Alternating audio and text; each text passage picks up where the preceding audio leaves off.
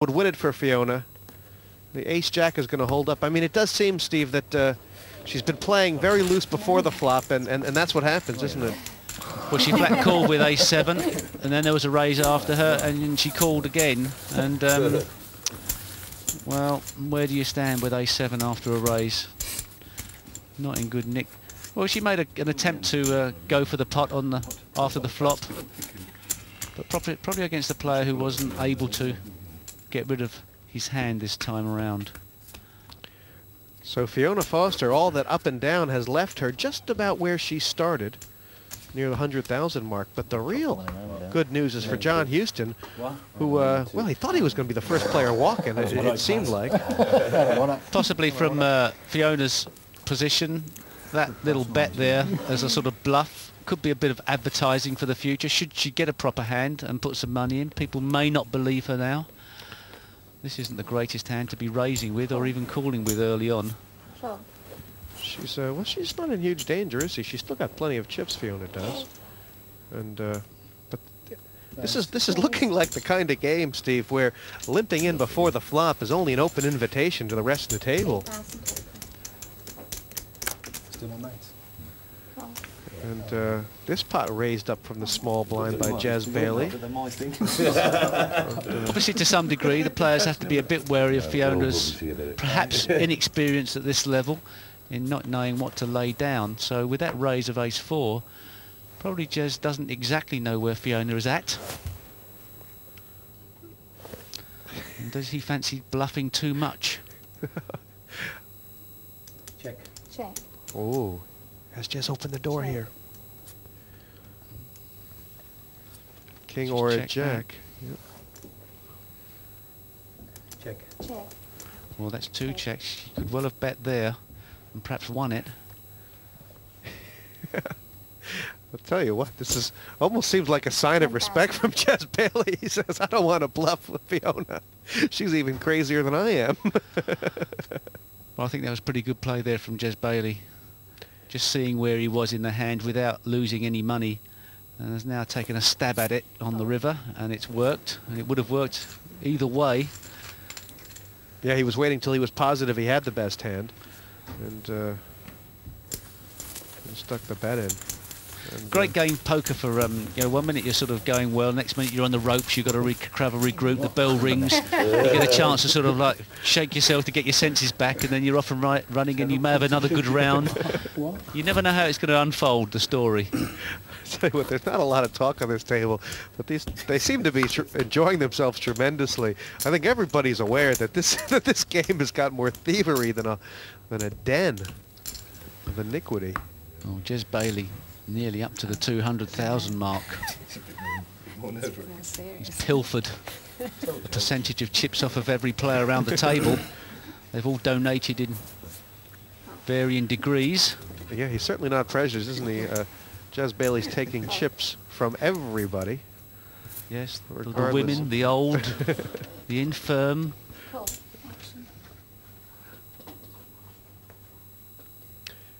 This is actually the first real hand that Fiona has found herself with. She's raising. I think she said raise, did she? Cold. She raised the minimum 4,000 more, and Ian's peeling off a flop with her. There's like 16,000 in there now. Yeah. Well, And, she's hit top pair, and he's hit a pair as well. And he's betting. He's going to find out where he is 8,000. as it's called. I'll go all in. And all in gets him out of trouble, Oh, although he didn't really want to hear that. All in means goodbye, Ian. What am I going to do with you? I said it earlier. I mean, Ian has had success at every level of poker, but he has found the going tough at this table so far. He's got to believe an all-in bet. It's too big. He's got to believe it. Just add a bit of aggression to your game and it'd be Fold. perfect. You were trying to get me all in, that's what your trouble Well was. said. You were trying to get me all in. And Ian Woodley has laid that down, but I don't think he knows for sure whether he laid down the winner or the loser, Steve. I mean, that's how much respect these players have for Fiona. She's capable of anything at any time, they think. It's hard to separate these six right now. Besides the chip difference, the obvious chip lead from Jez, I mean, you could really see any of the six coming and having the aggression required to win this.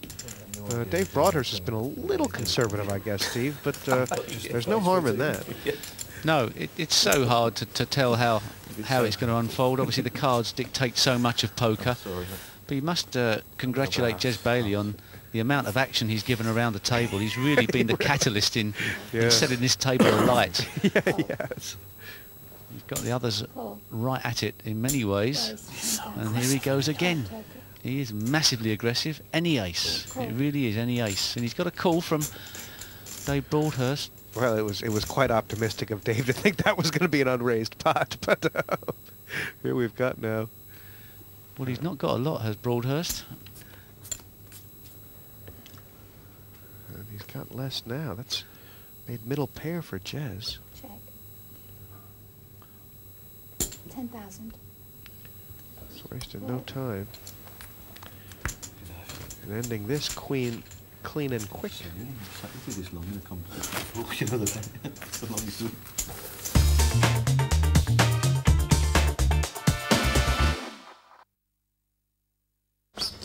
No one to play with? There's always PartyPoker.com.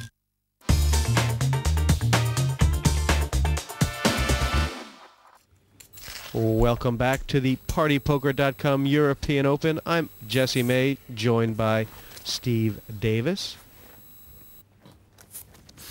A lot easier when you're watching at home. You've got to realise the only people in the whole world who could want to see those cards, who can't, are the players themselves.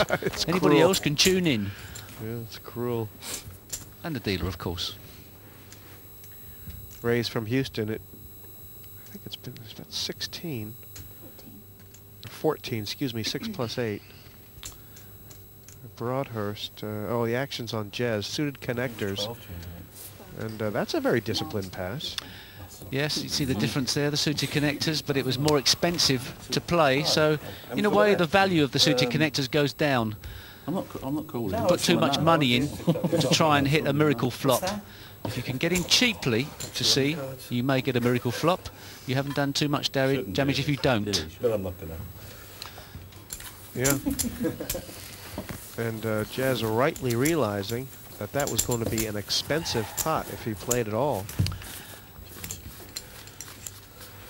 The best type of hand for those suited connectors is a multi-way pot, where it doesn't cost you too much money. Should it get to a part of the game where there's only a couple of players in a hand, those suited connectors are not worth so much, then you have to value the high cards and the high starting hands.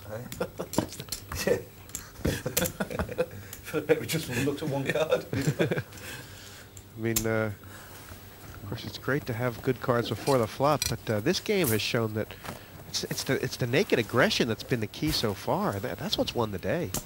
First to speak, just called with the pair of threes, hoping with those pair of threes for no raise.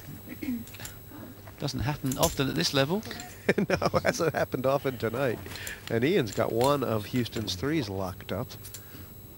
Fiona's got nothing at all. Is that the Montana banana or Montana banana? How's it? The Montana banana. What is that all about? What was that to do with 2-9? I've never heard an explanation for it, but somehow it seems to fit. Check. Check. And interestingly enough, pair of threes. 10,000. Like the nuts right here, and does Houston know he's bluffing with the best?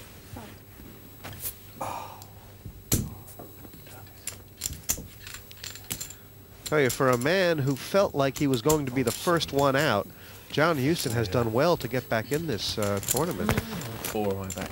Yes, I think stamping his authority around the table in some way, shape or form. He's not lost the plot as far as attitude is concerned. Enjoying the moment, smiling, appearing confident. That's what poker's all about, as much as the cards sometimes. Been a bit quiet recently, John Shaw.